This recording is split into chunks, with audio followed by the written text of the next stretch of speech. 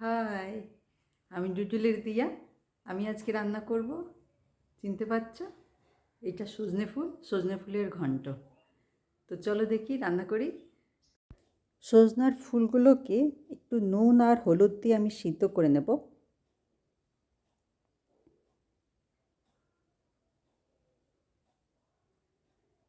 সিদ্ধ করলে সজনা ফুলের একটু তিতে তিতে ভাব থাকে, সেটা চলে যায়। সিদ্ধ হয়ে গেছে। কড়াতে তেল গরম করে একটা শুকনো লঙ্কা, একটা তেজপাতা আর হাফ চামচের মতন জিরে দেব। ছোট করে আলু টুকরো করে রেখেছি, সেই আলুগুলো দিয়ে দেবো।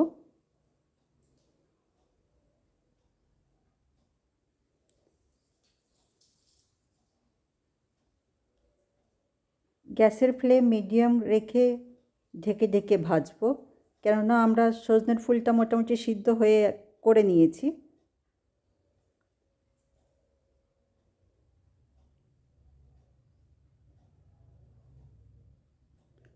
এর মধ্যে 3টে কাঁচা লঙ্কা দেব, হাফ চামচ আদা বাটা দেব, হাফ চামচের মতন ধনে গুঁড়ো দেব, আর সামান্য জিরে গুঁড়ো আর হলুদ গুঁড়ো দেব। একটু জল দিয়ে মশলাটা কষাবো।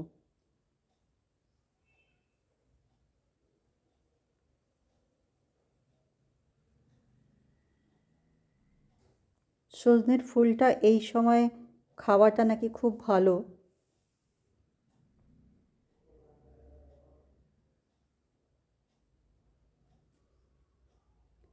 এর মধ্যে সিদ্ধ করে রাখা সজনের ফুলগুলো দিয়ে দেবো।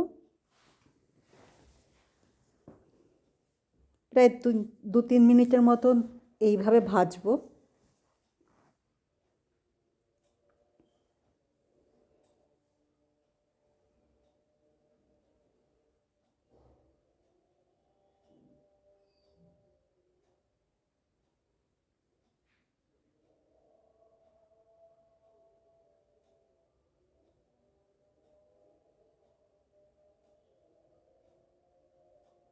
এবার একটু গরম জল দিয়ে দেবো এর মধ্যে।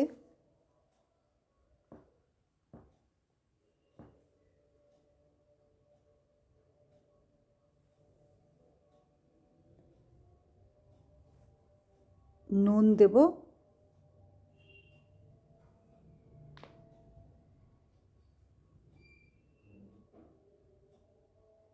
ঢাকা দিয়ে দেবো।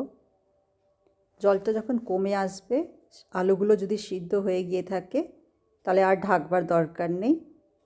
এবার সমানে নাড়া দিতে থাকবো। হাফ চামচের মতন গরম মশলা দেব, জিরে ধনে দারচিনি এলাচের। আর একটু চিনি দেব,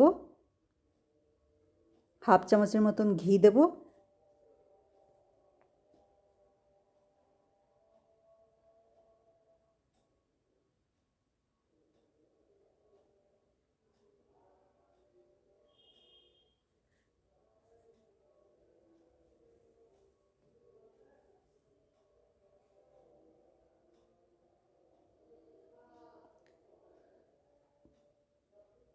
সমানে নাড়তে থাকবো।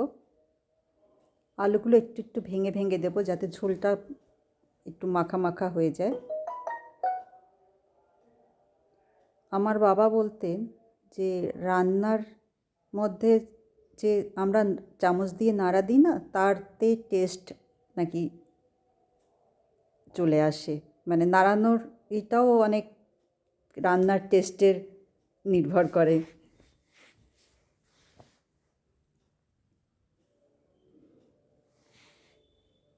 তোমরা আমার চ্যানেলটা সাবস্ক্রাইব করে নিও, আর আমার ফেসবুকের প্রোফাইলটাকে একটু ফলো করে নিও।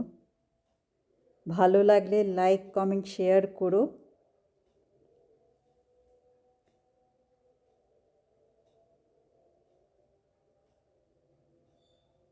ঝোলটা পুরোটাই শুকিয়ে যাবে, একদম মাখা মাখা হবে।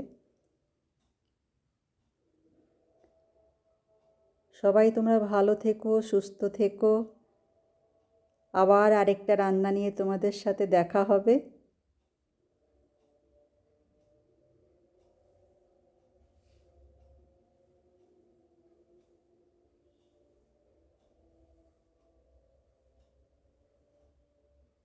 টাটা। Thank you.